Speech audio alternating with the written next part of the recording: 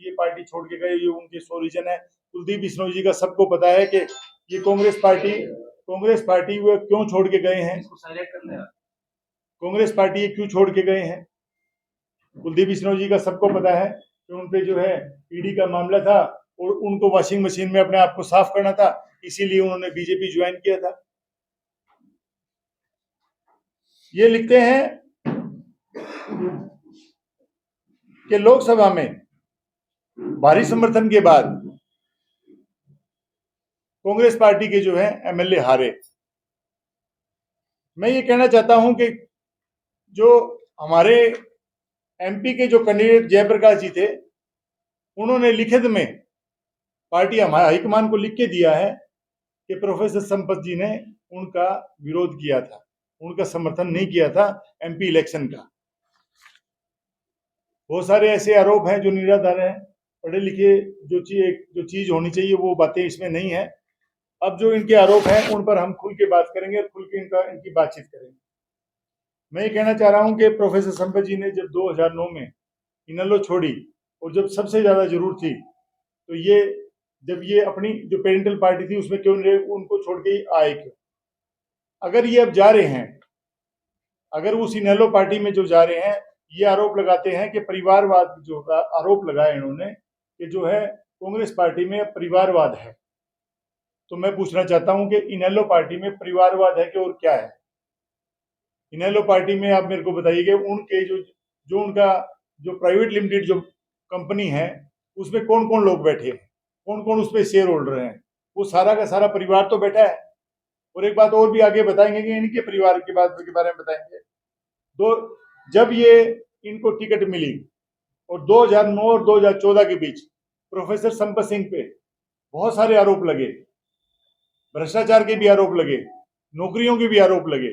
उसके बावजूद 2014 में जो भूपेंद्र सिंह हुड्डा साहब ने, कांग्रेस पार्टी ने इन्हें एमपी का टिकट दिया और ये जमानत जब्त होते होते बचे।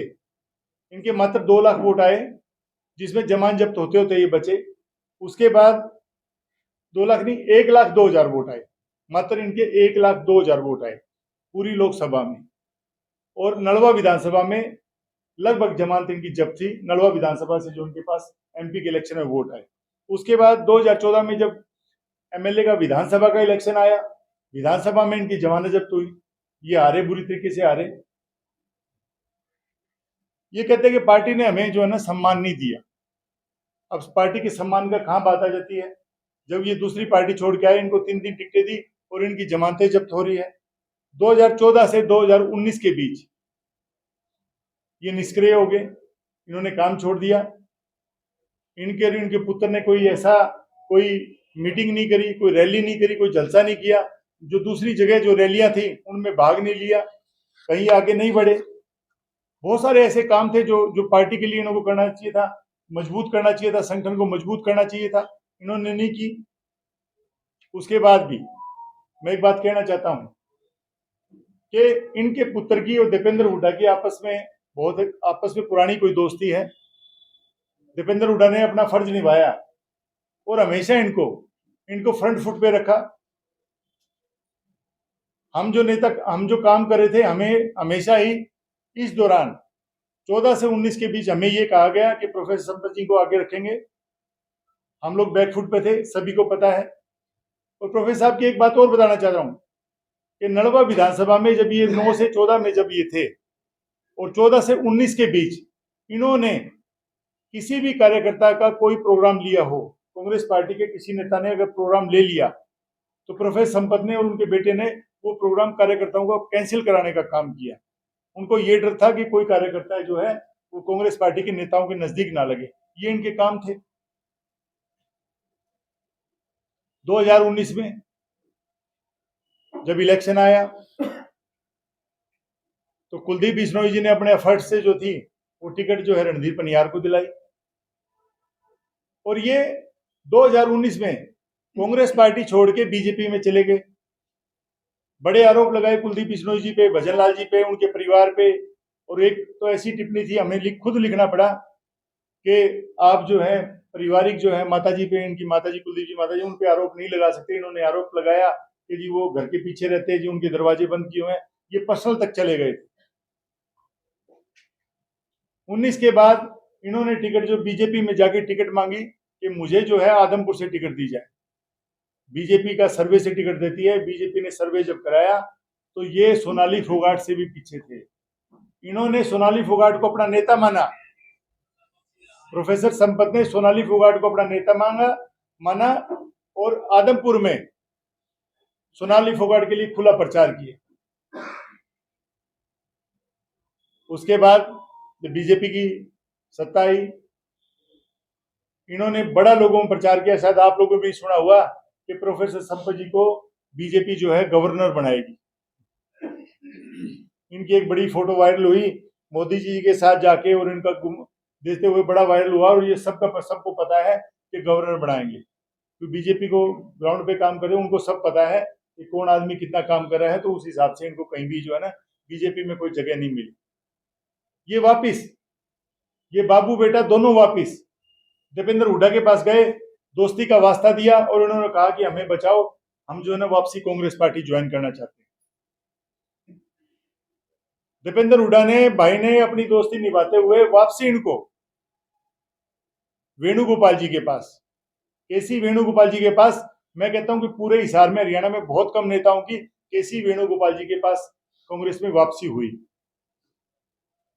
मैं आप बताइए किसी नेता की जो है केसी वेणुगोपाल जी ने ज्वाइन कराया हो? इनको ज्वाइन करवाया और इनसे एक वादा लिया गया कि जो टिकट है हम उसी को देंगे जो सर्वे के आधार पे जीत के आएगा। आगे की जो टिकट है हम लोग उसी आधार पर देंगे।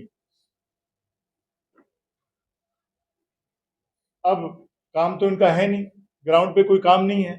इन्होंने एक छोटी सी रैली कराई थी इधर आजाद नगर में, एक रैली कराई थी, और उसमें भी आप लोगों के पत्रकारों ने, आप लोगों ने वीडियो बनाए थे, भाई खड़े पीछे हंस रहे हैं, इन्होंने वीडियो बनाया था। उस रैली में नलवा विधानसभा की जनता की बजाय सारी भट्टू हल्के की जनता थी। भाई सारे भट्टू साइड के लोग थे, राजस्थान के लोग आए थे, नलवा विधानसभा के उसमें थे नहीं। तो उनका जो है उसी टाइम पता लग गया था। और उसके बाद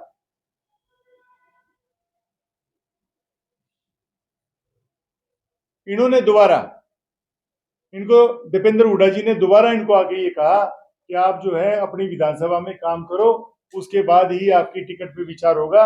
इनको आगाह भी कर दिया गया था।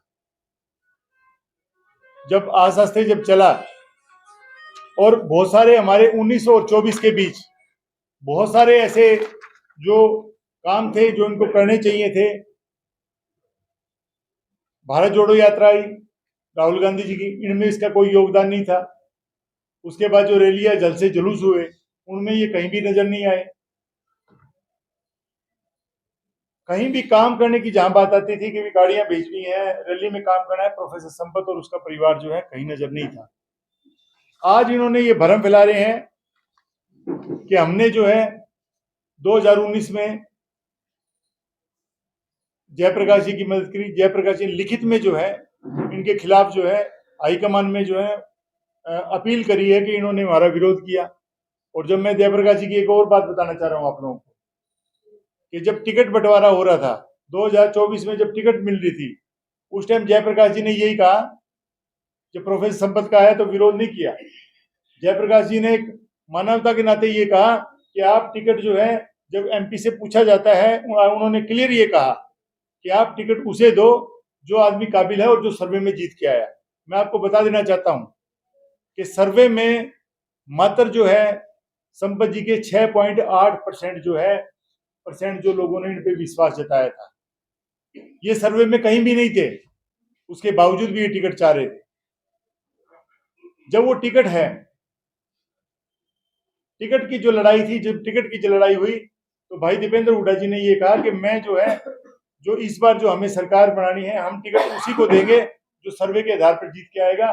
उन्होंने मेरे ऊपर, एक साधारण परिवार के जो एक लड़का था, साधारण परिवार का एक आदमी था, उससे विश्वास जाहिर किया और उन्हें जो है टिकट दिलाने का काम किया।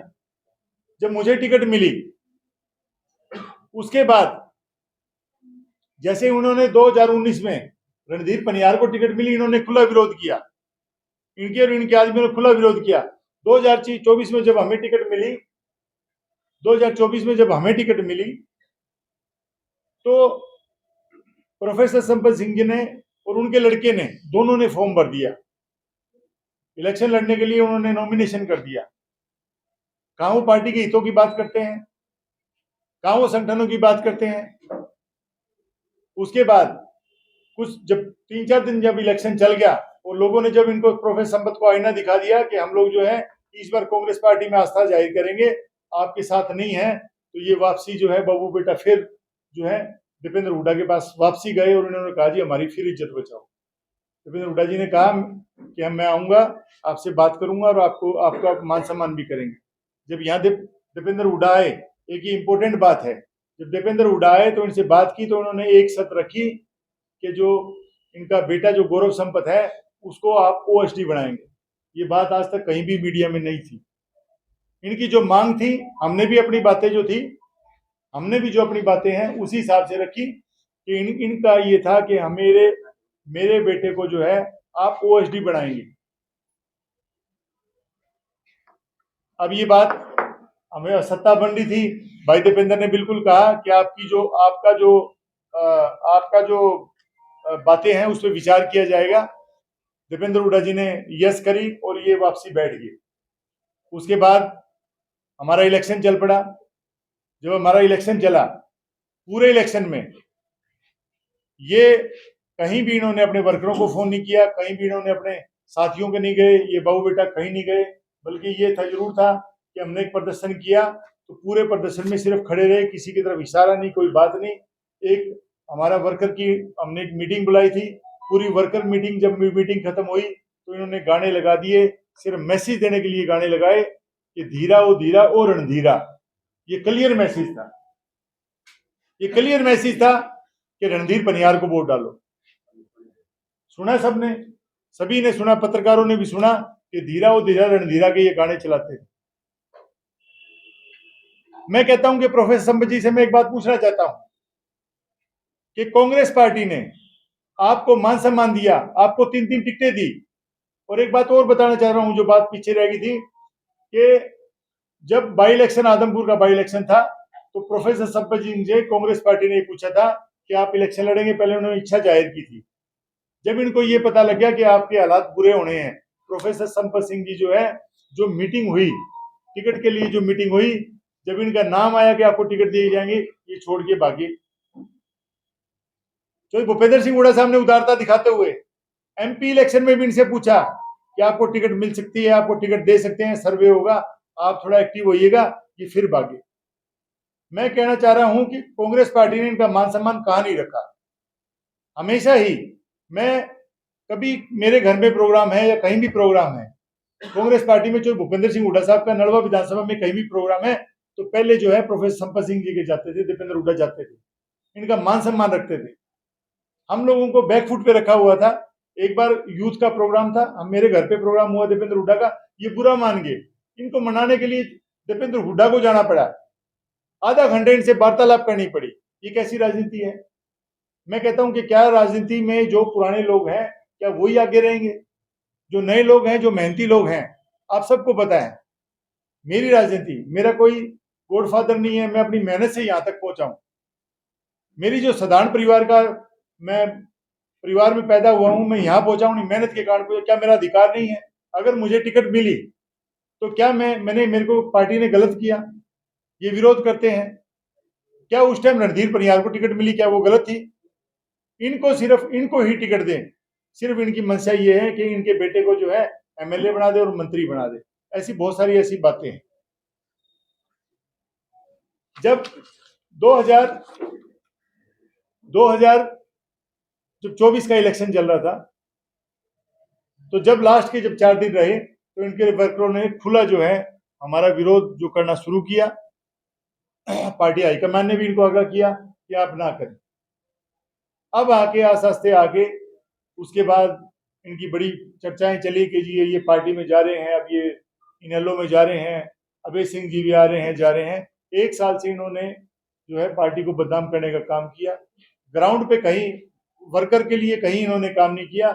मैं आपको बताना चाह रहा हूं कि कहीं भी ये जो है बाबू बेटा दोनों जो है, गौरव संपत और जो संपत जी जो है, ये कहीं भी जो ग्राउंड में नहीं जाते। अभी आप लोगों ने देखा कि नड़वा विधानसभा की बात करते हैं, पूरा विधानसभा डूबा हुआ है। एक दिन भी ये लोग जाके किसी को इन्होंने सांत्वना नहीं दी, एक भी इनका बीजेपी के खिलाफ कोई बयान नहीं आया। ये बीजेपी के खिलाफ कोई, उन्होंने आज तक कभी इन्होंने बीजेपी के खिलाफ बोले नहीं। तो मैं प्रोफेसर संपत जी को यही कहना चाहता हूं, प्रोफेसर जी, कि आपका जो विरोध है वो निराधार है। आप नहीं चाहते, आप परिवारवाद की बात करते हैं। आप परिवारवाद में क्या आप ये बताना चाह रहे हैं कि आपका बेटा कभी भविष्य में राजनीति में नहीं आएगा? अगर आपका बेटा आएगा तो वो परिवारवाद कहाँ है? वो परिवारवाद कहाँ है? और जिस पार्टी में आप जा रहे हैं उनका परिवारवाद कहाँ है? मैं तो इनेलो पार्टी को भी बताना चाह रहा हूं, क्योंकि बहुत सारे जो पुराने साथी जो इनेलो में जब इनके चर्चा होते थे, जब यही चलता था कि ये चाटुकार आदमी है, ये हमेशा ही जो है किसी को आगे नहीं आने देता, ये आपकी इनेलो पर भी जो है प्रभाव डालेगा। ये आए कभी किसी पार्टी में, कभी किसी दल में, कभी किसी दल में। ये तो वो कहते हैं भाई, जैसे बोलते हैं भाई, एक कहावत है भाई, मक्खी कहीं बैठ जाए, मक्खी की कोई इज्जत नहीं है, पत्थर की इज्जत है एक जगह बैठा रहे। क्योंकि ये आए, पहले इनेलो में थे, फिर कांग्रेस में आए, फिर ये बीजेपी में गए, फिर ये कांग्रेस में आए, अब वापसी इनेलो में जा रहे हैं। अगर आपको इनेलो में जाना था तो उस परिवार को, उस पार्टी को तुड़वाने का काम क्यों किया? आपने आस्था जाहिर क्यों नहीं करी? तो मेरा तो सभी दर्शकों से जो मेरे हमें सुन रहे हैं, और एक बात और मैं कहना चाह रहा हूं कि प्रोफेसर साहब, आप अपना काम करिएगा। आप आपकी राजनीति है, उनका स्वागत है, आप मजबूती से अपनी राजनीति करिएगा, पर किसी पे आरोप प्रत्यारोप नहीं करना चाहिए, झूठे आरोप नहीं लगाने चाहिए। अगर आप किसी पे झूठे आरोप लगाओगे तो आपके खिलाफ तो सच्चे आरोप है, बहुत सारी जो है कड़ियां खुलेंगी यहाँ पे। आप अपनी राजनीति करिए, आप जिस पार्टी में जा रहे हैं उसको मजबूत करने का काम करिएगा। आज मैं पूरे हरियाणा में, पूरे हरियाणा की राजनीति की बात करता हूँ, तो ये बीजेपी, ये इनेलो, ये जेजेपी और जितने भी बाकी नेता हैं, सबके टारगेट पे है, जो भूपेंद्र सिंह हुड्डा साहब और कांग्रेस पार्टी टारगेट पे है। तो मेरा तो यही कहना है कि भाई, आपको जो भी संपत जी, आपको जो भी कार्य करना है, आप अपनी पार्टी में जाके बात करिएगा ना। जिस जिस दीपेंद्र हुड्डा ने आपको इतना मान सम्मान दिया, आपको इतनी इज्जत दी, हुड्डा साहब ने आपको टिकटें दी, आप उनका उनका कहीं भी सम्मान नहीं कर रहे। आपको थैंक यू बोल के जाना चाहिए कि आपको 3 बार टिकट दी, आपकी जबान जब्त होने के बाद आपकी टिकट की लड़ाई लड़ी। 2000 जब 2019 में जब इनकी टिकट कटी, तो पहली लिस्ट में जो हुड्डा साहब की रिकमेंडेशन में सबसे आगे इनका नाम रखा गया, और कांग्रेस पार्टी इनको टिकट देना चाह रही थी। तो मेरा तो यही निवेदन है कि आप जो है कम से कम जो है आप आरोप प्रत्यारोप से बचें, और अपनी जो जिस पार्टी में गए हैं उसको, पार्टी को, जो भी पार्टी आप जहां जा रहे हैं, आप उसको मजबूत करने का काम करें। अब आप सवाल पूछ सकते हैं। जब मान लिया बहुत सारी कमियां, जब तक वो पार्टी में रहे तब तक उन कमियों को क्यों इग्नोर कर किया गया, और उनके पार्टी के इस्तीफा देते ही आज वो सारी कमियां क्यों उतर जाए? देखिए, मैंने कोई ऐसी कमी नहीं बताई कि जो उनमें कमी है। हम तो कह रहे हैं कि जो आरोप लगा रहे हैं, हमने उसके आरोपों का जवाब दिया है। प्रोफेसर साहब में क्या, इंसान में क्या कमी है? अब वो जो कोई अगर आरोप लगाएंगे तो हम तो उसकी बात करेंगे, उन्होंने आरोप लगाए। और पार्टी में मैंने तो पहले प्रेस कॉन्फ्रेंस में करके बताया था, क्योंकि नड़वा विधानसभा का है, हमारे विधानसभा लेवल के नेता हैं ये राष्ट्रीय लेवल के तो नहीं है कांग्रेस पार्टी में। और कांग्रेस पार्टी में जो उनका काम है वो विधानसभा लेवल पे ही था, ना स्टेट लेवल पे कोई काम था। अब बताइए, कहिए स्टेट पे थे, जब ये सत्ता में थे तो इन्होंने कौन सा स्टेट लेवल का काम किया था? तो मेरा तो यही है कि ना ही कोई हमें किसी आरोप लगा रहे, ना ही हम कुछ कह रहे हैं। हम तो सिर्फ यही कह रहे हैं कि जो इन्होंने हमारे से, जो कांग्रेस पार्टी से इन्होंने पूछा, हम लोग उसी का उनको जवाब दे रहे हैं। मान साहब, आपका रास्ता तो साफ हो गया नलवा से। देखिए जी, मेरा रास्ता की मैं रास्ते कभी नहीं करता। मैं आपको एक बात बताना चाह रहा हूँ, अगर आप लोगों ने, सभी लोगों ने मेरे को कवर किया है, पहले इलेक्शन से पहले किया है, मैं उसकी बात करना चाहता हूँ। मैंने हमेशा मेरे भाषण में, आज तक के मेरे भाषण में, आप मेरा कोई भी भाषण ले आइएगा, मैंने हमेशा एक ही बात बोला, मैं कांग्रेस पार्टी के लिए आया और कांग्रेस पार्टी को मजबूत करने के लिए आया। मैं आज भी कहना चाहता हूँ, प्रोफेसर साहब आदरणीय हैं, उनकी इज्जत है, उनका मान सम्मान है। मैं किसी के रास्ते और कांटों की कभी बात नहीं करता, क्योंकि मैं पॉजिटिव आदमी हूँ, अपनी मेहनत के कारण यहाँ पहुंचे। अगर मेरे में भविष्य में कांग्रेस पार्टी को लगेगा कि हाँ, अगर कांग्रेस पार्टी विश्वास जताएगी तो फिर मजबूती से फिर इलेक्शन लड़ेंगे। मैं कभी रास्ते साफ नहीं करता। क्या आप मानते हैं कि नलवा हल्के में आपके हार का रीजन जो कहीं ना कहीं प्रोफेसर संपत? नहीं, मैं ऐसा नहीं मानता कि, क्योंकि हार के तो कोई एक कारण नहीं होता। हार का सबसे मुख्य कारण होता है कैंडिडेट। बहुत सारे ऐसे कारण रहे होंगे, शायद मेरी भी कमी कमी है, इंसान को खुद की देखनी चाहिए, मेरी कमी होगी, हो सकता है वो भी कारण हो। हाँ, ये जरूर है कि हार में कारण ये भी थे, इतने बड़े नेता होते थे कांग्रेस पार्टी, इनको ये मेरे को हरा सकते थे तो उनको कांग्रेस पार्टी टिकट दे देती, तो ये तो कारण तो कुछ है नहीं इनका। कल उन्होंने कहा कि मेरे सर से बोझ उतर गया, ऐसा क्या बोल सकते के ऊपर? देखिए, मैं वही कह रहा हूँ, सर पे क्या बोझ था, मैं बोझ ये था कि उनको, वो अपने बेटे के लिए जो है बड़े उत्सुक है, और बेटे का आपको पता है, गौरव का सबको पता है कि गौरव जो है वो कहते हैं भाई वो जो है वो बड़े घर में पैदा हुए हैं, शायद उनकी मेहनत उनके उनके उनका उनका उनका प्रभाव नहीं रहता, मेहनत कम करते हैं, तो बोझ क्या उतरा है? बोझ तो ये है कि अगर बोझ उतर गया था, मैं फिर पूछना चाह, अगर उनका बोझ उतर गया था, जब वो बीजेपी में चले गए थे फिर कांग्रेस में क्यों आए? भाई कांग्रेस पार्टी अगर इतनी कमजोर पार्टी थी, अगर इतनी गलत पार्टी थी, तो ये दोबारा कांग्रेस पार्टी इन्होंने ज्वाइन की क्यों की? अगर कांग्रेस पार्टी ज्वाइन की तो भूपेंद्र सिंह हुड्डा साहब की अगुवाई में क्यों करी, भूपेंद्र हुड्डा की अगुवाई में क्यों की, बहन कुमारी शैलजा जी के लिए क्यों नहीं करी? और वो हमेशा ये भी करते हैं कि उनको आगे हुड्डा साहब को टारगेट करना होता है, क्योंकि पुराने मंजे वो पॉलिटिशियन है, जब भी उनको कांग्रेस पार्टी को टारगेट करना होता है तो वो टारगेट जो है कुमारी शैलजा की आड़ में करते हैं। मैं पूछना और चाहता हूं कि इन्होंने पूरा विरोध किया मेरा, क्या इन्होंने जाके हमारे बहन कुमारी शैलजा को बताया कि जी मैं अनिल का विरोध कर रहा हूँ, कांग्रेस पार्टी का विरोध कर रहा हूँ? ये अपनी मनगढ़ंत कहानियां बनाते हैं, इनका अपना ये काम है। आपने कहा कि प्रोफेसर संपत सिंह बंधे हुए खिलाड़ी है राजनीति के, क्या इन्हें लोगों को फायदा होगा जाने के बाद? देखिए, मैं तो देखो वो उनकी पार्टी है, वो इनेलो पार्टी है, उसके बारे में मेरे को तो कुछ भी नहीं पता, मैं जानता ही नहीं, वहां किसी को मैं जानता नहीं क्या फायदा है क्या नुकसान है। इनेलो का फायदा सिर्फ ये है कि वो एक परिवारवाद की पार्टी है, वो सिर्फ जो है अपने परिवार और अपने सिस्टम के सिवा कुछ नहीं देखती। मैं आपको अगर पुरानी कोई चीज पढ़ी होगी इनेलो के बारे में, अगर आपको जानकारी हासिल करनी है, प्रोफेसर सप्पत जी जब छोड़ के आए थे और जो इनके बयान आए थे, अब वो बयान देख लीजिए इनेलो पार्टी क्या है।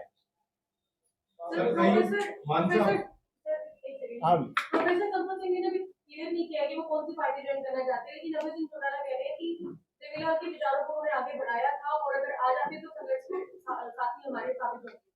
देखिए, कहाँ देवीलाल जी को बढ़ाया उन्होंने? वो तो जब जब 2009 में सबसे ज्यादा इनेलो को जरूरत थी, जब उनको छोड़ के आए थे, जब उनको डिच करके आए थे। आज कांग्रेस पार्टी को दोबारा मजबूत खड़ा करने की जरूरत है। जब हम लोग जीता हुआ इलेक्शन हार गए, जब हमारा जीता हुआ इलेक्शन, जब हम लोग बहुत सारे कारणों के कारण, ऐसे भीतरघाती लोगों के कारण हार गया, आज कांग्रेस पार्टी को जरूरत है। तो मैं वही कहना चाह रहा हूँ कि वो हमेशा ही जब डिच करते हैं, जब जब उनको लगता है कि अब आपकी जो साधन है सिद्ध नहीं हो रहे, इसीलिए कांग्रेस पार्टी को छोड़ के गए हैं। और देवीलाल जी का बताओ उन्होंने क्या, कौन सा उन्होंने देवीलाल जी के लिए काम किया? कहीं ऐसा तो नहीं है जिस तरह कुलदीप बिश्नोई को वॉशिंग मशीन के लिए जाना पड़ा, कभी इनको भी जाना पड़ा? वो तो वो इनेलो में कौन सी वॉशिंग मशीन है? इनेलो वाले तो खुद वॉशिंग मशीन में धुल रहे हैं। आपने कहा भाजपा की टीम है तो सकता है उसके माध्यम से। ना वो ये भी कि नहीं, अगर वो डाइट लेंगे तो वॉशिंग मशीन में जाएंगे, वो तो खुद ही बेचारे जो अभय चौटाला है और उसका परिवार जो है वो खुद वॉशिंग मशीन में बड़ा हुआ है, अपने आप को धोने के लिए बी टीम बना हुआ है। कौन? प्रोफेसर संपत जी खुद गुटबंदी करते हैं, आपको सबको पता है, इस कांग्रेस भवन का पता है, ये तो हमेशा खुद गुटबाजी करते थे। और आप तो बहुत पुराने हमारे आदरणीय पत्रकार हैं, आपको तो पता है कि इनेलो में इन्होंने कितनी गुटबाजी करी थी, उसी कारण इनको धक्का दे के बाहर निकाला गया था। इनेलो पार्टी से निकाला जब धक्का दे के निकाला गया था, भाई चले जाओ यार, हम परेशान है आपसे। क्या मानते हैं प्रोफेसर संपत सिंह के जाने से इनेलो को कांग्रेस को फायदा होगा या नुकसान? नहीं, कांग्रेस को ना फायदा है ना नुकसान है। हमें देखो, नेता है, नेता आते जाते रहते हैं, ये कांग्रेस पार्टी बड़ा समुद्र है, उसमें कोई फायदा नफा नुकसान ये हमें कोई बात नहीं है। हाँ भाई साहब, आप नफा नुकसान की बात सोचती एक मिनट